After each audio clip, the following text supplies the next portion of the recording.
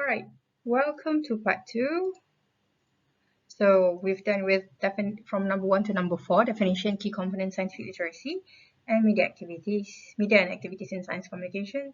So in this part two, we're going to discuss about history, about involvement of scientists in science communication, scientists and versus communicator, scientist communicator versus science communicator, and scientist challenges in science communication. So let's start. So, a brief history about involvement of scientists in science communication. So, question: since when science has been communicated to the public? If you look at this picture, it was actually there are actually the manuscript of some old scholars. One of them is um, the Islamic scholars during the golden age, the Islamic civilization, Zahrawi. So basically, signs have appeared in the mass media for as long as the channels have existed. Scientists who wrote those stories, on the other hand, has varied over times and probably across cultures. So by the late 19th century, several science magazines were already established in USA, such as Scientific American and Popular Science Monthly. You can click on that link uh, on your PDF file, and you can have a look on Scientific American. So during this time, scientists view that popularization as part of their job. Not only they're working in the lab, it also has they also think that it is their responsibility to communicate science. They felt that they had useful knowledge to impart. They need for public support, so that's why they need to communicate the information, and also they need to share their stories of discoveries.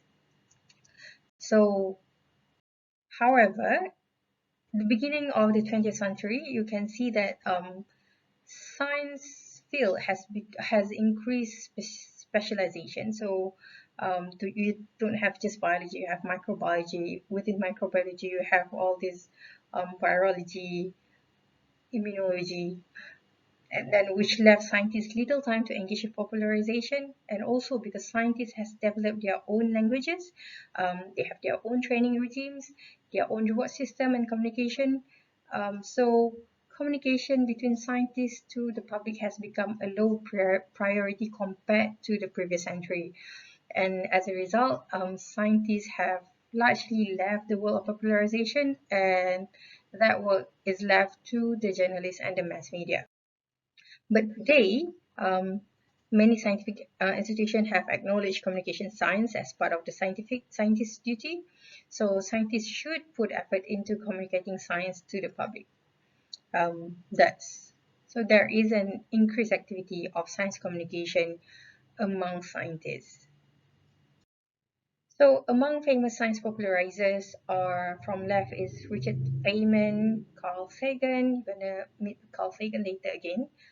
Pickman, Bill Nye. Bill Nye is when I was young, when I was very young, when I was at school, like primary school, we watched Bill Nye science show on Simple Science, but it was really exciting for me at least.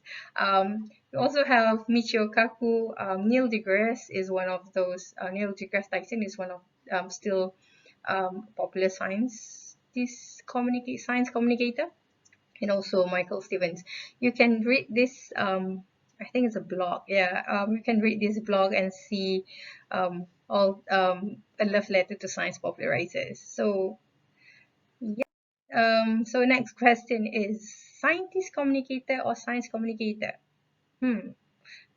So who's actually scientist communicator and who's actually science communicator? So science communicator is a person who craft or writing an art of storytelling.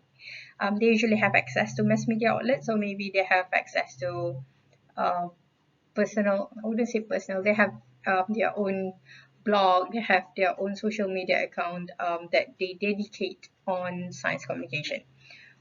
So they usually don't have to be scientists. It could be people who are just interested in science. Okay. But science communicator is definitely a person with in-depth knowledge of science. They have authority. When you say authority, it means with knowledge. So um, yeah, so scientists or doctors.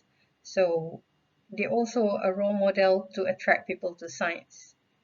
Okay, so that's the difference between science communicator and scientist communicator. So basically, scientist communicator is a scientist that communicate about science, but science communicator, it could be anyone who can communicate about science, but they don't usually have um, they have the passion.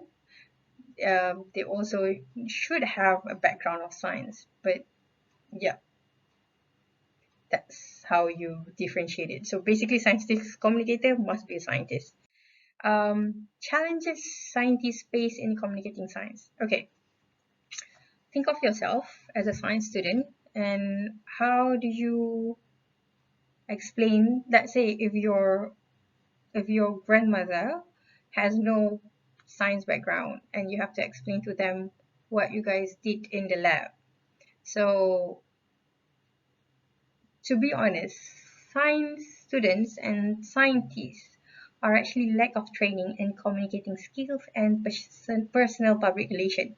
So that's why we have a bit of difficulties when we want to explain about all this scientific jargon, scientific discoveries to layperson, um, because we don't really receive formal training about it.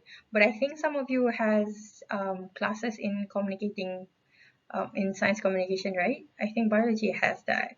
Yeah. And also scientists, one of the challenges in communicating science is time and commitment, because you are working as a scientist in the lab, you're working as a doctor in the hospitals. So most of your time are dedicated for this daily job, 9 to 5 job. So you have to allocate. So science communication is a hard work. You need to have a skills and you need to have time and you need to be committed. So because you have your daily work, so it's kind of like your time and commitment are quite limiting. So that's why you there is a limited. To be honest, there are not many scientists who are actually doing science communication. Language definitely talks about scientists who are specialized in their own area. They have their own language. When I say their own language, not like a very alien language, but you know, all this jargon is quite complex to be understood by the public. So which lead us to a perception of science is difficult because of the language. So people see science as difficult because of the jargon used. Hence, they think that what's the point of understanding science communication, because it's science, because it's hard. And also, people have this skeptical, not really skeptical. They have this um, public perception of scientists. They usually think scientist as a person with a big glasses, with a boring personality. But look around, look at your friends, look at yourself. You are not boring, but you're a science student. So break this perception and be a good scientist that can communicate science to the public. Okay, and then we're gonna meet in the next part.